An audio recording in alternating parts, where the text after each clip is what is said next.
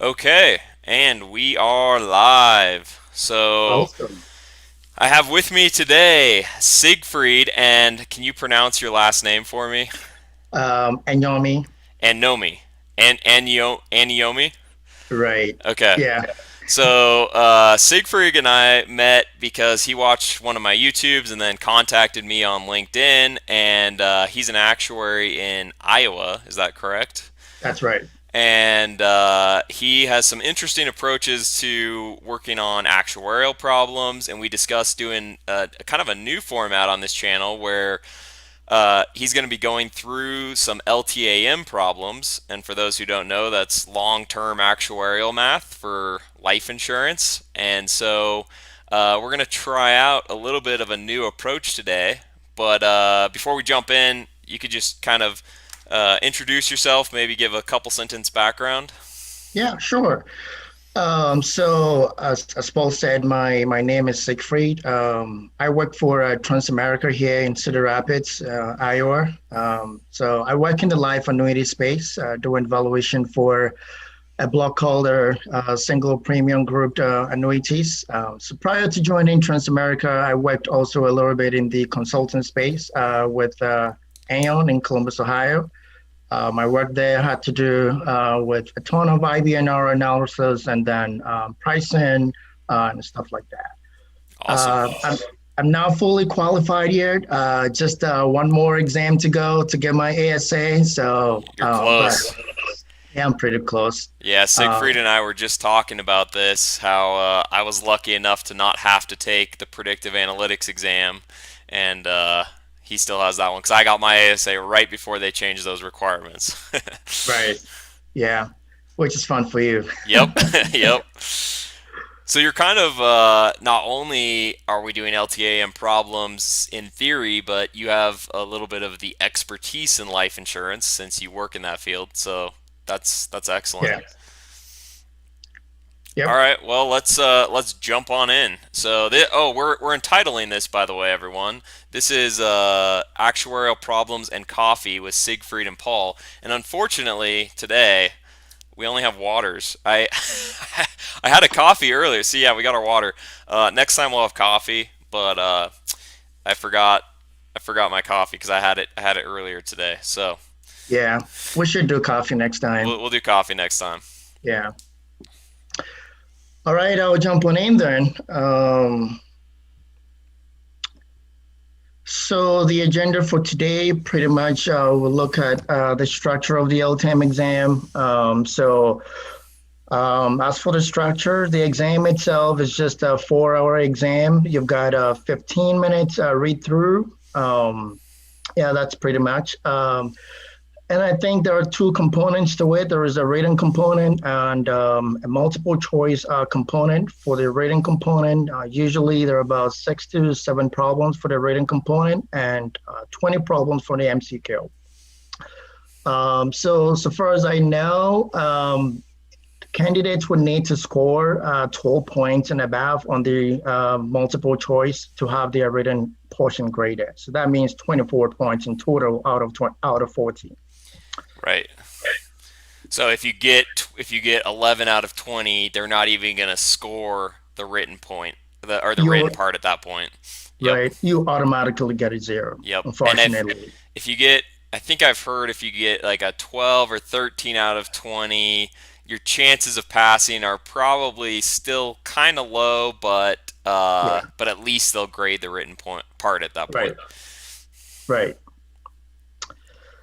So second on my agenda, so I have two links here. The first link takes you to the actuarial bookstore. So on there, the author of Deeper Understanding Faster Calculation for Oil Time, Yufeng Go, he's got about 150 pages excerpt of his guide for free, which I thought was very generous of him. So you guys can check it out by just clicking on that link.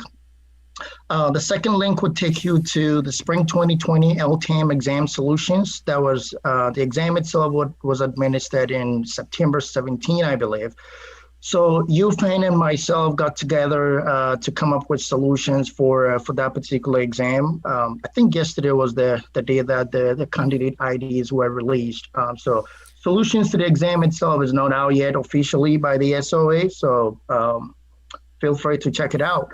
Yeah, they And by were. the way, Yeah, they were just yesterday because I actually got a text from a friend of mine, Ben.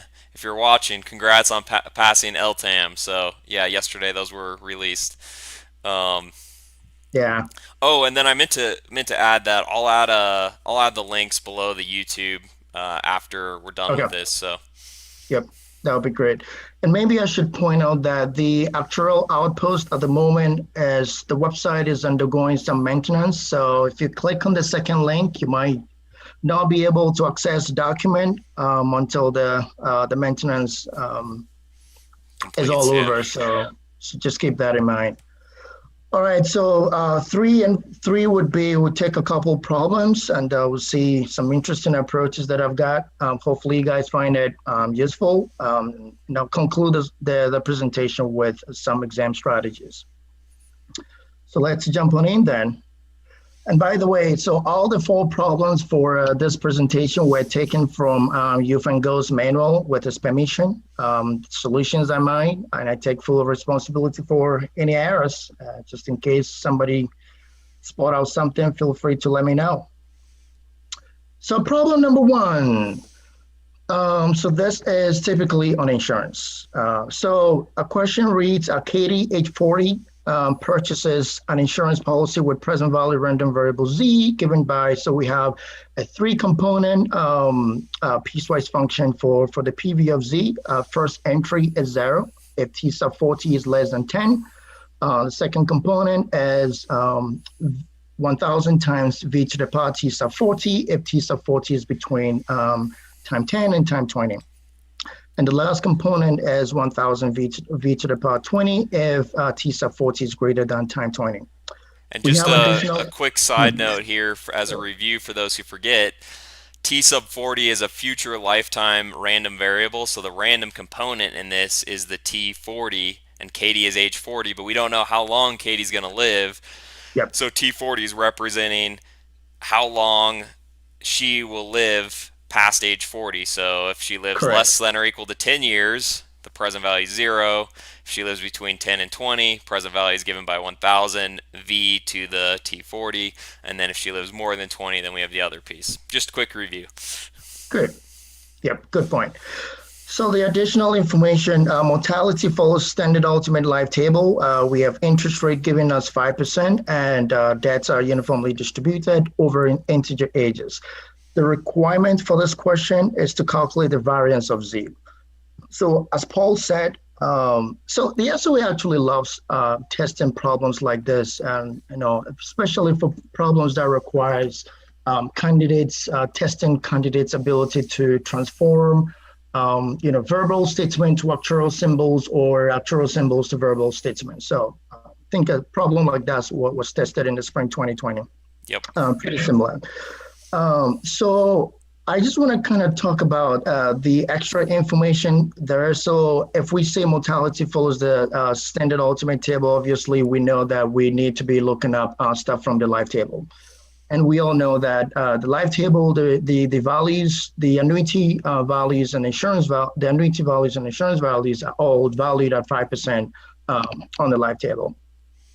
And the last assumption, which is the EDD assumption, pretty much that assumption is very important in the sense that without that, we cannot operate in a discrete environment when we have a continuous kind of situation. So because we're talking about the future lifetime, which is the T sub 40, and we need to be looking up stuff from the life table, that means we'll need some sort of approximation to move stuff from the continuous world to the discrete world. Yeah, and a quick note on that is just as, again, I'm just doing a little review, but if someone were to die between ages 50 and 51, those are integer ages, but you could die at any point along the real line in between those 2 points in time.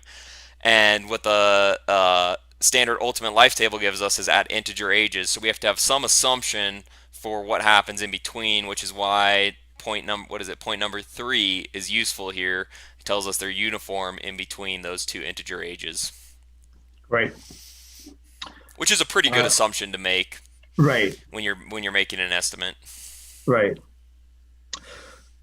So maybe a bit of something else that needs to be analyzed here. So if we look at the piecewise definition of Z itself, so we realize that the first entry, like Paul said, nothing gets paid when the future lifetime is within 10 years.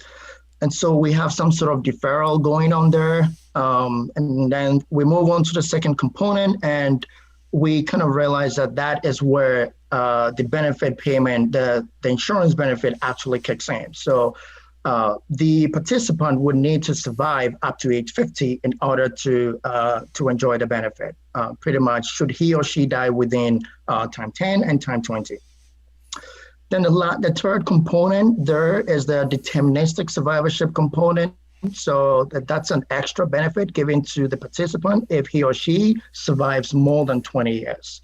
So this kind of acts like some 10-year deferred, 10-year fully continuous endowment policy of 1,000 on the live age 40.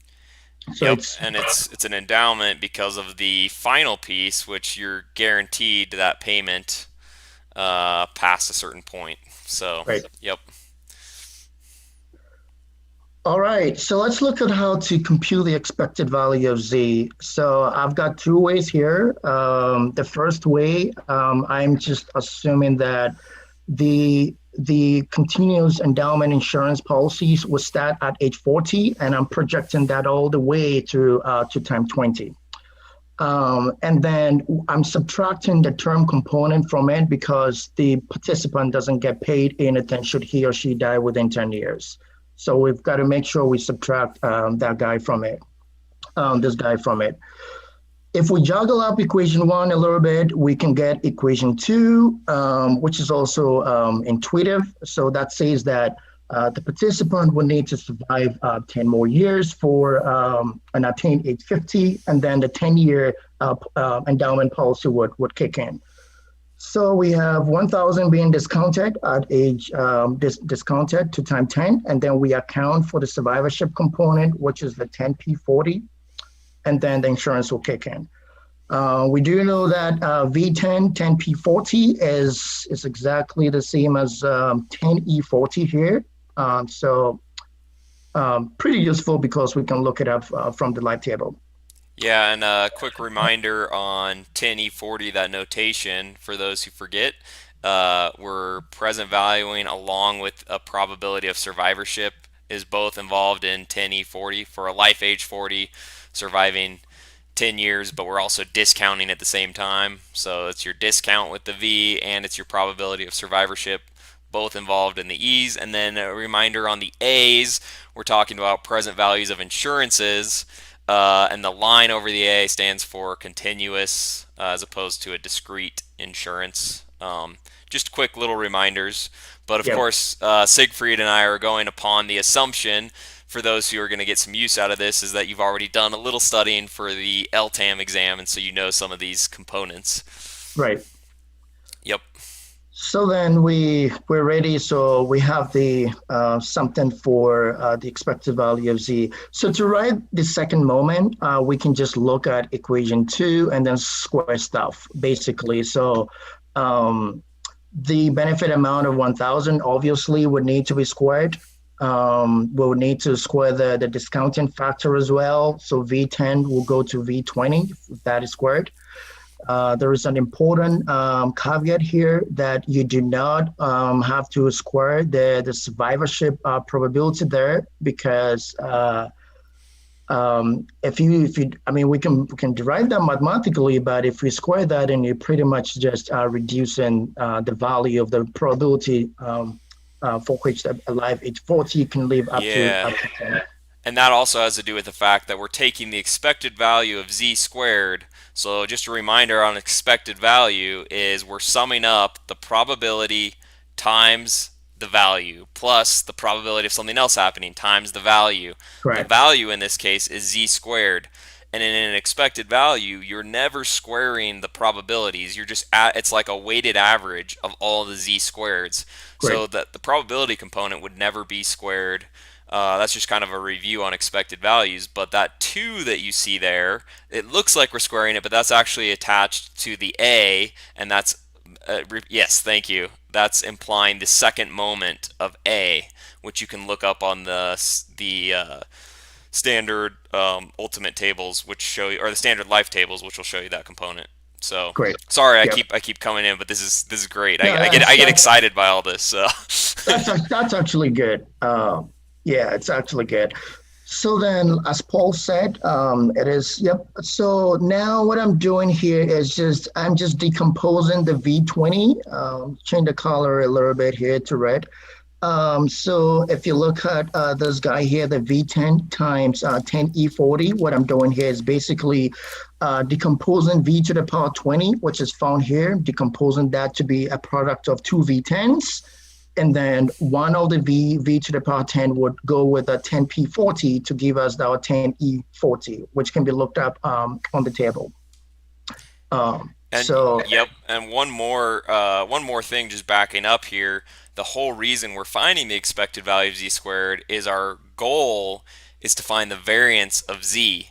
And just as a reminder, there's a couple ways you can solve for the variance, but one of them we learned in statistics is the expected value of z squared minus the expected value of z, that whole thing, squared, which we need this component to find the variance.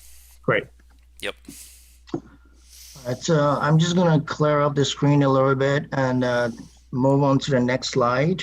perfect. Um, so, so from equation two, which has to do with the expected value of z, we can come up with a version for equation four by just for the endowment insurance by just doing summing the term component and a pure endowment. Of course, an endowment component would pretty much mean that you need to survive. If you survive up to a certain point, you get paid, and then if you die within the specified point on the contract, you also get paid. So it's contingent on both death and survival. So it's the reason why we have the term component added to the pure endowment component.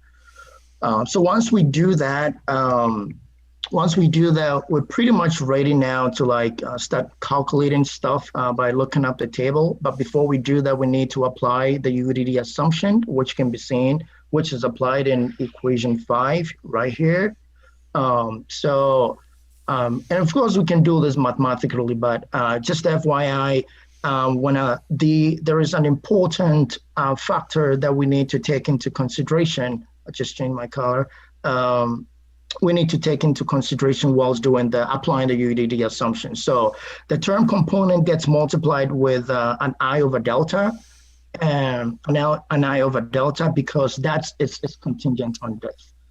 The reason why we do not apply the I over delta on the pure endowment component, which is the second term right here, is because that's contingent on survival. But the UDD assumption itself has to do with what? Deaths. So Yep. we need to be very careful. We do not apply the I over delta to the pure endowment component. Yeah, because the pure endowment would be paid if you survived 10 years. It would just be paid directly at that point in time. Whether you keep living or die at that point, that's right when it would be paid. So, Yep, yep. So it would just be the V10 discounting it back times the probability of surviving that long. perfect. So then, well, we are ready to look up stuff on the live table. But before we do that, Oh, and I should say one quick item is the reason we're going from Siegfried pointed out that we're going from A bar 15010 at the top to the second one that has the UDD assumption is we don't know what that one with the bar is, and in order to get values from that life table, we have to convert to a discrete component, which is the whole reason we need this UDD assumption. So I just wanted to point that out real quick. that is perfect. All right, so now we are ready to look up stuff from the table, but we just need to perform an extra step. So we'll transform the term component, which is the A50 with a bar under 50 colon angle 10. We need to transform that guy to this relationship in this relationship having to do with the insurance, the endowment insurance, the discrete endowment insurance minus the pure endowment.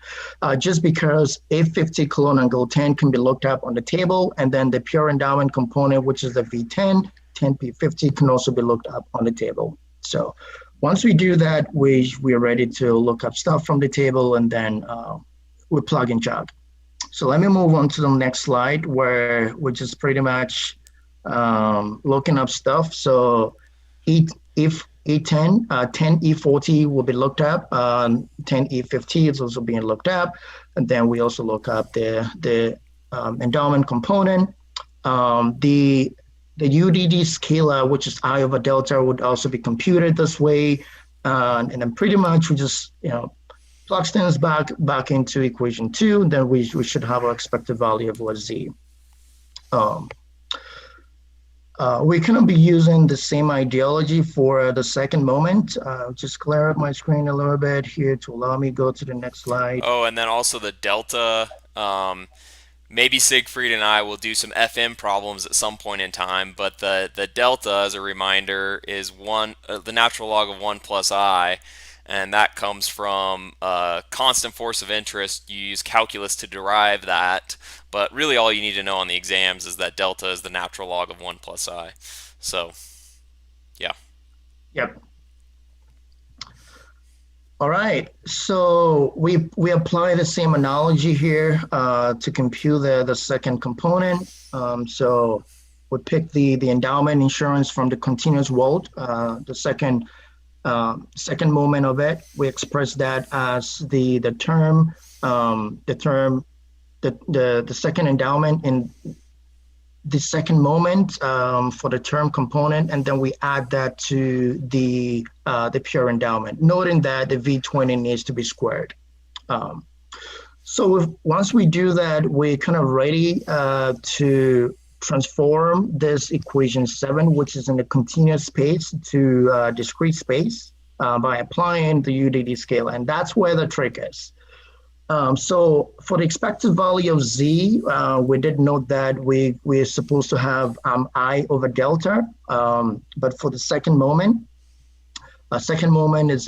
can be a little bit tricky. Of course, to do that, we understand that we need to double the force of interest, right? Because from the basic equation, I plus 1 plus I is equal to e to the power delta.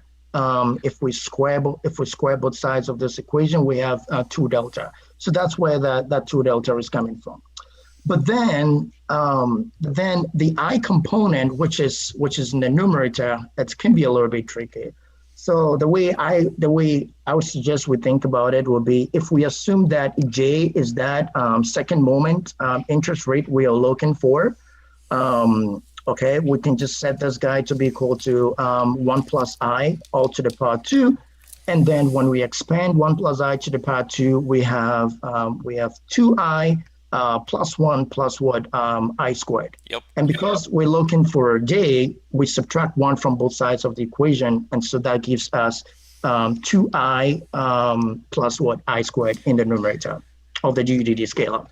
So a very key component of this kind of exercise. Yeah, and I would say don't even try to memorize the 2I plus I squared, because if you know how to do what Siegfried just did, set up the equation, it falls out really quickly, and just kind of know the first principles concept, and then you quickly can plug that in.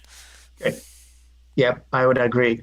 The SO is really moving to testing folks who really can solve stuff from first principles, yes, particularly for this exam. So agreed. It always pays if you do not memorize too much, but yeah, you can work things out from first principles. Exactly. All right, so at this point, we are kind of ready to juggle things up a little bit. So if we pick this term component here from equation 9, we can write an expression for it. And that is just to say that, that is just to say, if you were So the term component, a term component, if you're age 50 and we expect that maybe probably you die within 10 years, you get paid something. Um, and then we add on we add on, if you do survive the 10 years, another insurance, even only if another insurance kicks in at age 60 when you die, when you actually survive, then we are basically talking about a whole life concept for a life age 50. So I just kind of like made the second moment for the term component, the subject there, and you see that it will be the whole life component minus the endowment piece with a new insurance kicking in at age 60. Yep. So we're just subtracting. We're just taking the essentially the present values of these two things. So we have a whole life at 50 and a whole life at 60, except for we're looking at the second moment of both of those. So it's really the same as what the first moment is. Just there's the components that are squared within there. Right, So yep. right. So I just re-expressed that in as equations can be seen in equation term as so again I'm just decomposing this V20 to a product of two V terms, and so that I can use one of the V terms and combine that with a 10P50 to formulate my 10E50, which can be looked at from the table. Okay, so at this point we are almost there. Just look up stuff again from the table. So we'll look up this guy from the table, look up that guy. We do have all that we need to compute the second moment for this term insurance, which is done here. And then we pretty much use equation 9, which is our target variable. We plug in stuff, all the values that we looked up from the live table to compute our target variable here. And come up with this value. So then the last step would just be doing what Paul said. The goal is to calculate the variance of Z, which is the second moment calculated here minus the first moment, it's all squared, and that gives us 1332.25 as the variance. So the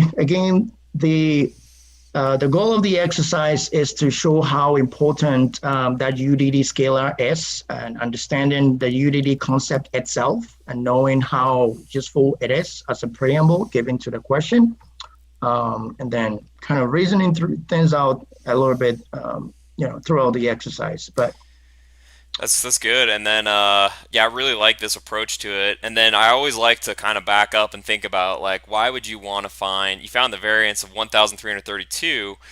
If we take the square root of that, we get the standard deviation. The square root is about 36 or 37, somewhere in between there. And if you think about it, that's telling us how far would our data be spread from the mean, which we found to be 375.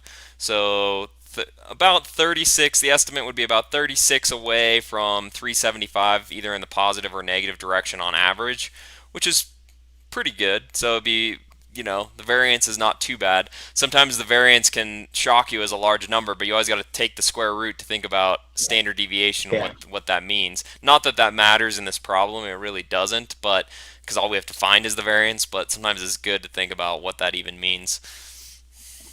they do that a lot in the written answer component, Yeah, where true.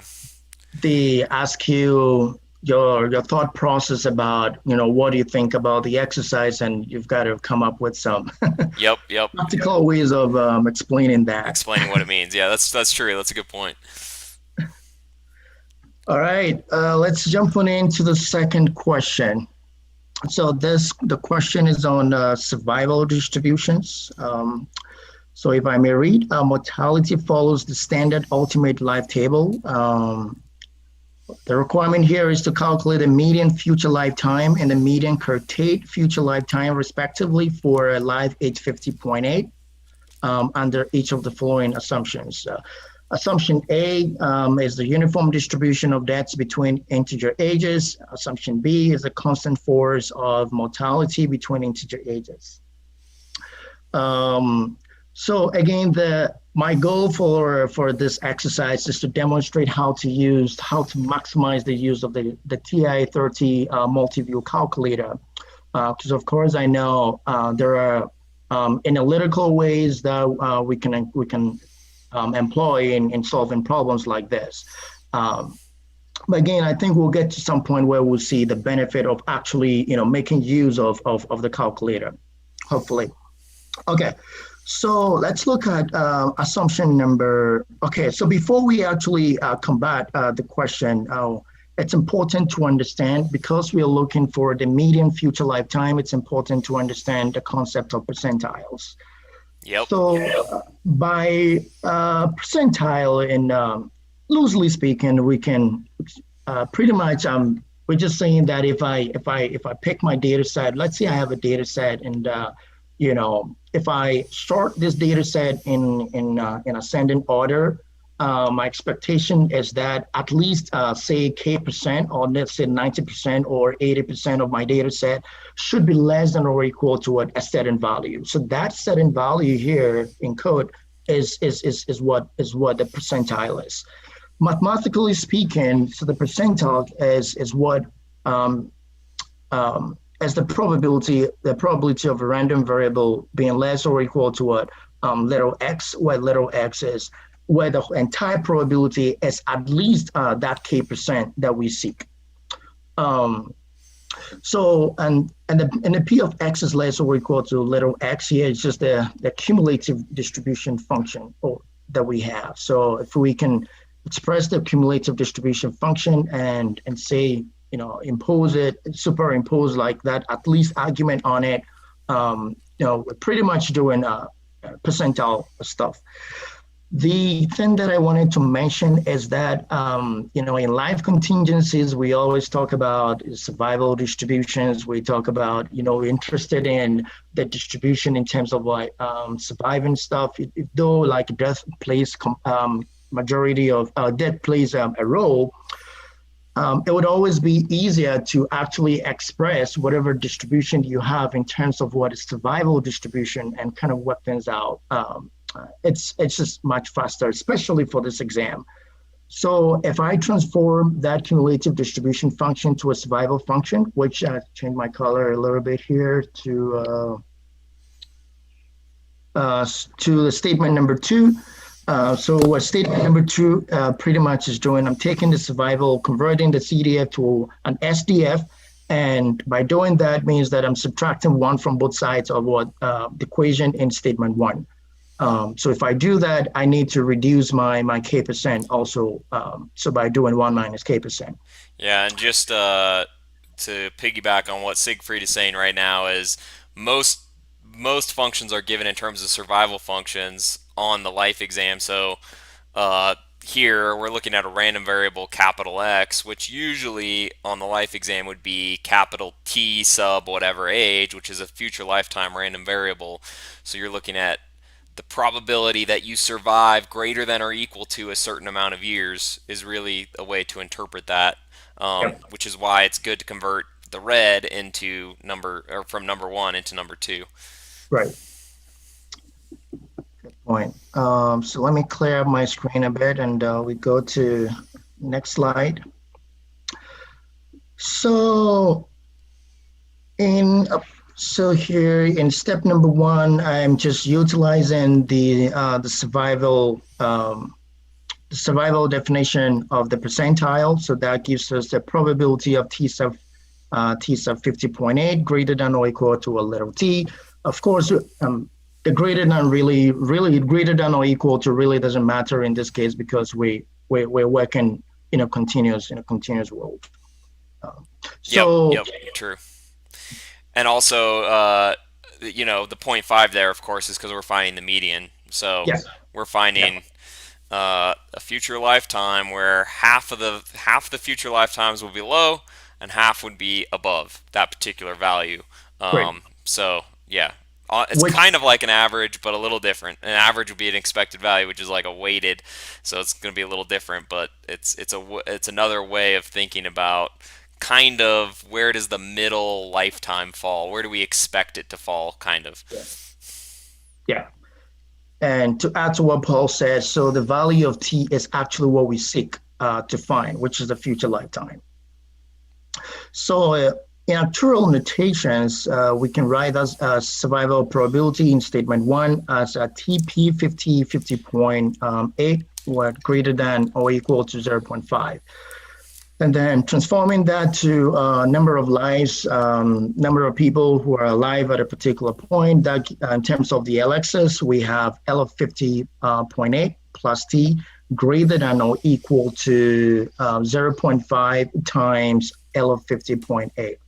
Um, And that would so, be just one step in between there is just a reminder TP 50.8 is the same as L 50.8 plus T divided by L 50.8. Yeah, maybe write that out.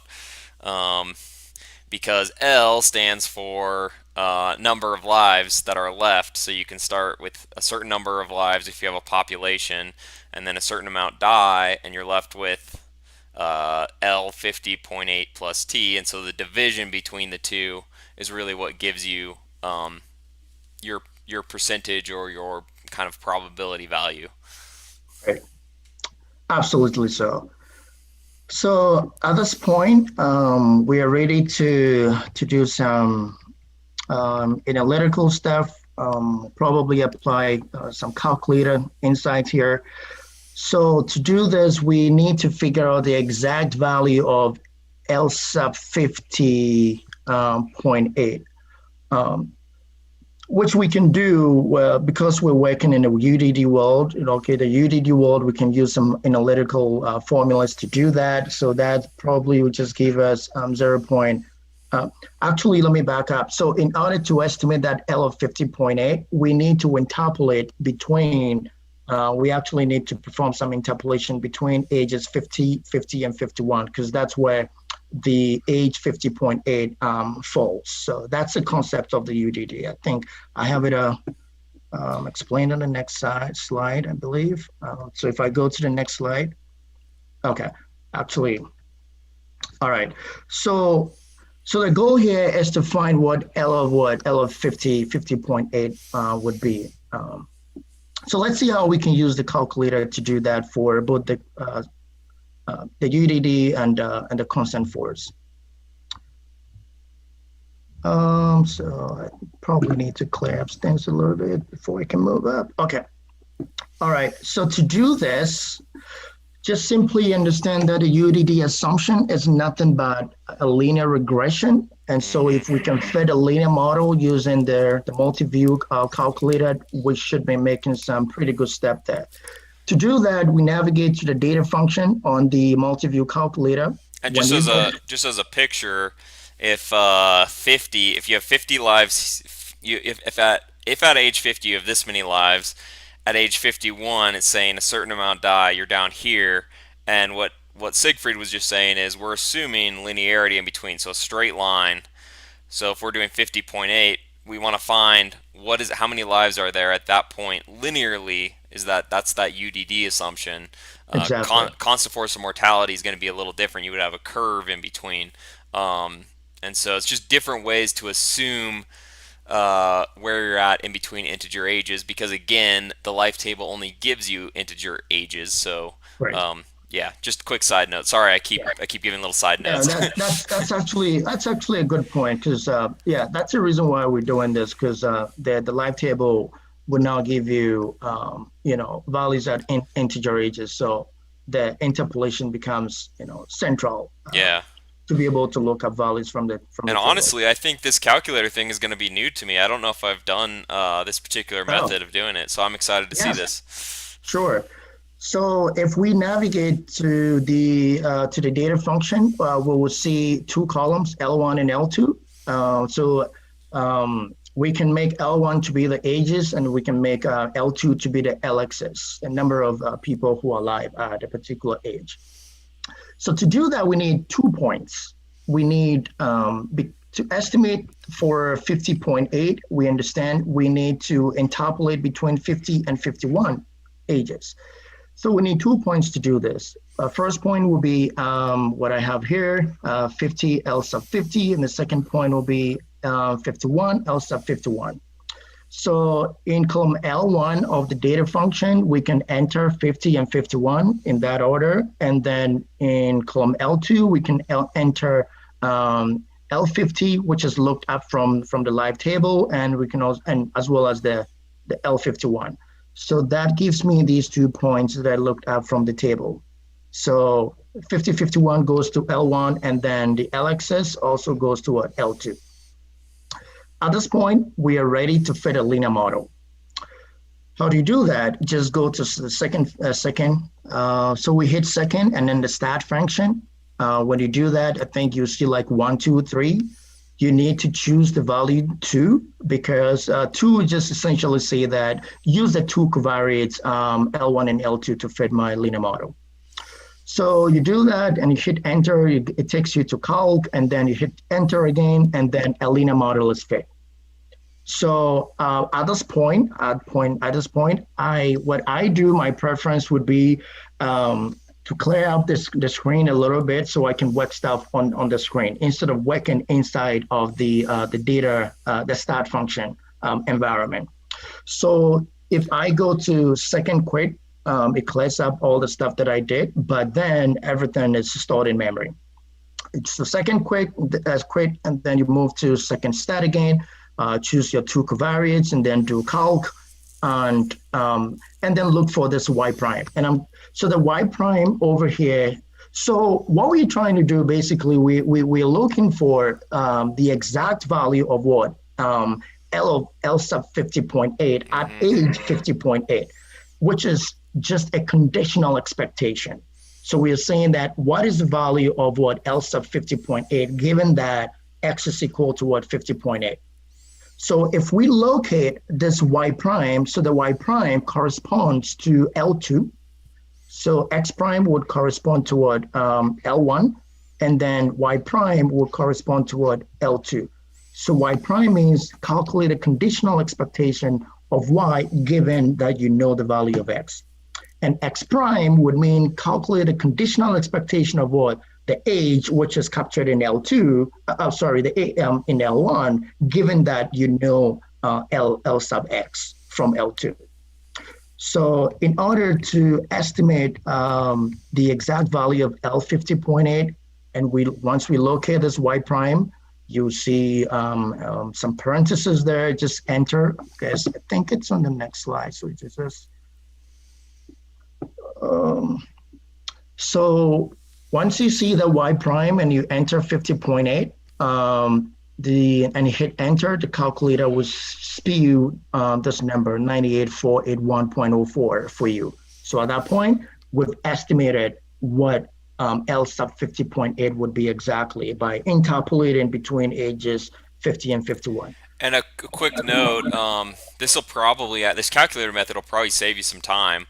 If you do get confused by it, you can always do your surefire method of you have 2 points, with 2 points you can solve for y equals mx plus b, solve for your standard linear equation, and then plug in once you have that equation, plug in your new x of 50.8, and you can solve for the same thing, the 98,481.04 that way, which is the method that I usually used in the past, but I didn't know about this calculator method. This would have actually saved me a little bit of time. So it's a nice little time saver.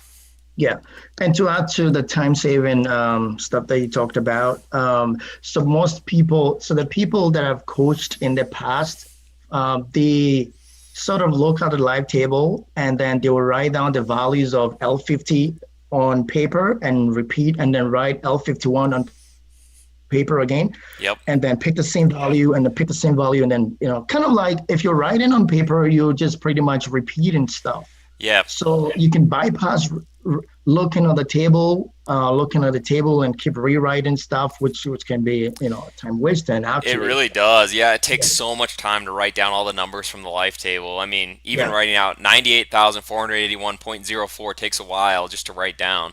So yeah. And as we all know, time is kind of at a premium on these exams. Yeah.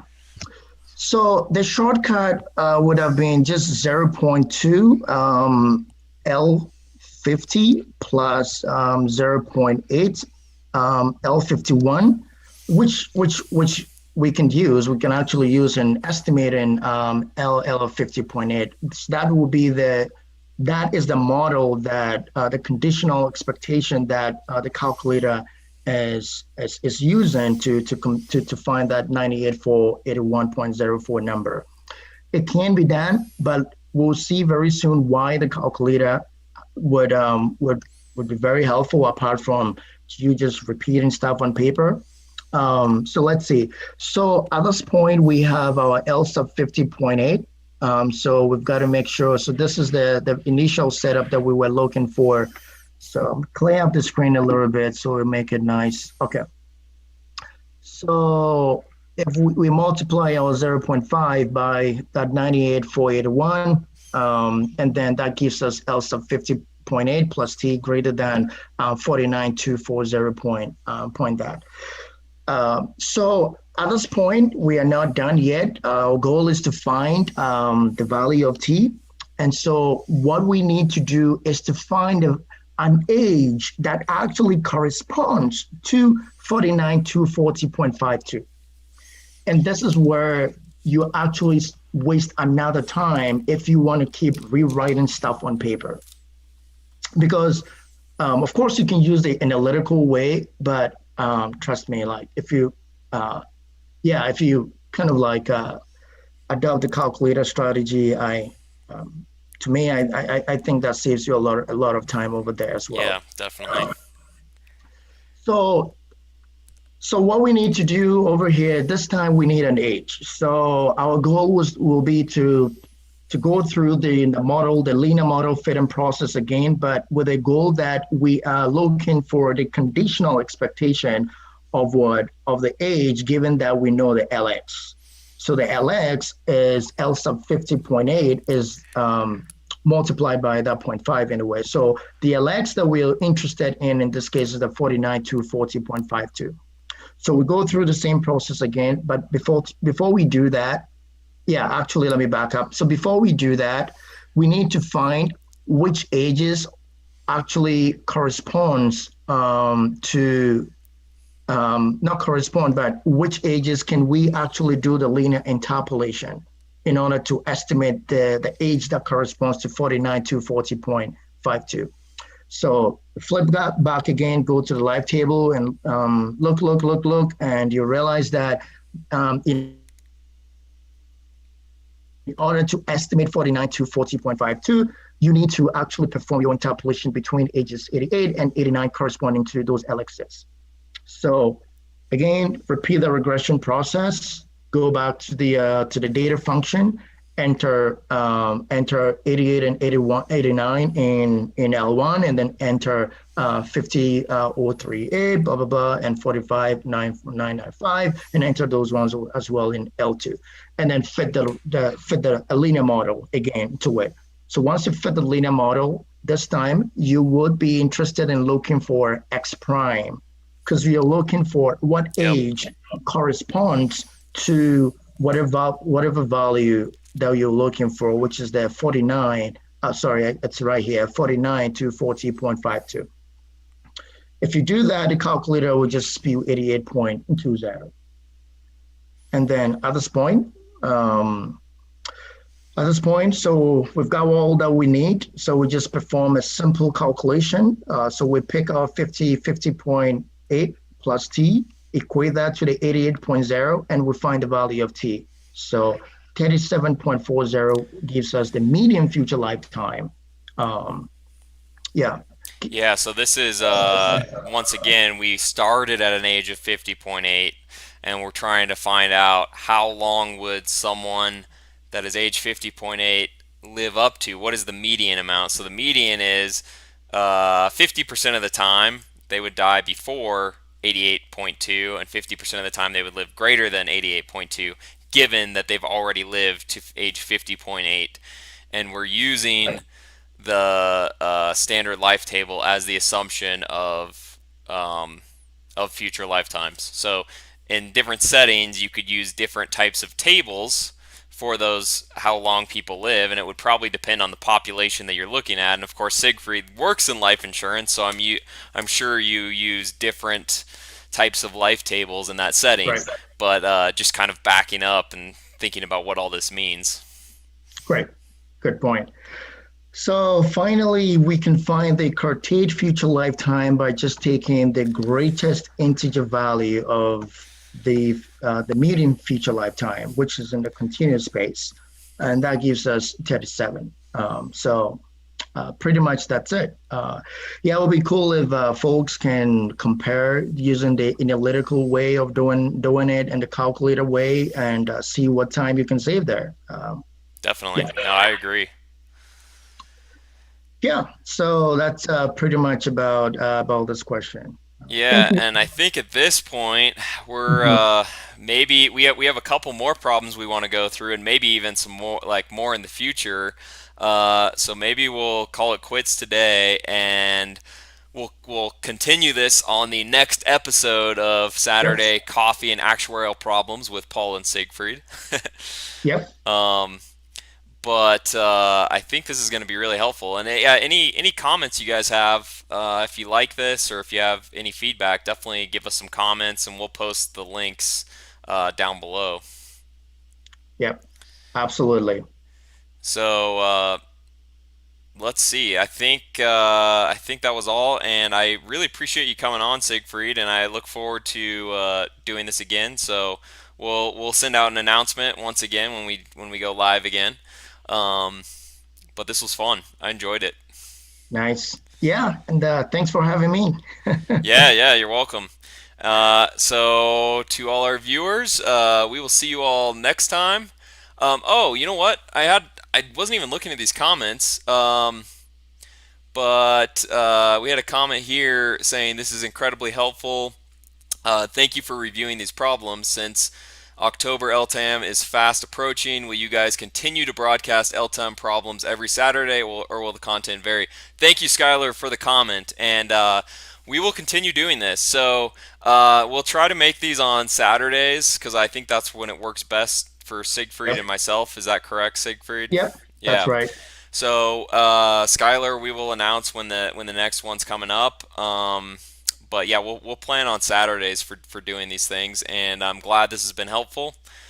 Feel free to ask any questions below, and we'll try to answer those. So thanks again, Siegfried.